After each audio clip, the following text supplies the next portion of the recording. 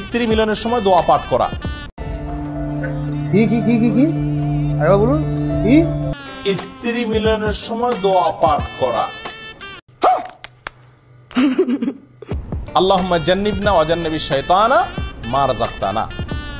আল্লাহ আমাদেরকে স্বামী স্ত্রী উভয়কে এবং আমাদেরকে মিলনের মাধ্যমে যে সন্তান দান করবেন সেই সন্তানকে আপনি শয়তানের আক্রমণ থেকে বাঁচান, রক্ষা করেন।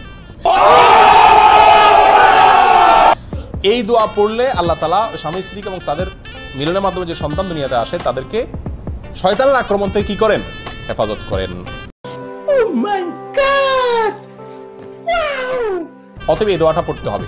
নবী সাল্লাল্লাহু আলাইহি ওয়াসাল্লাম বলেছেন কেউ যদি দোয়া না পড়ে তাহলে তার সঙ্গে মিলনে শয়তানও যোগ দেয়, নাউযুবিল্লাহ।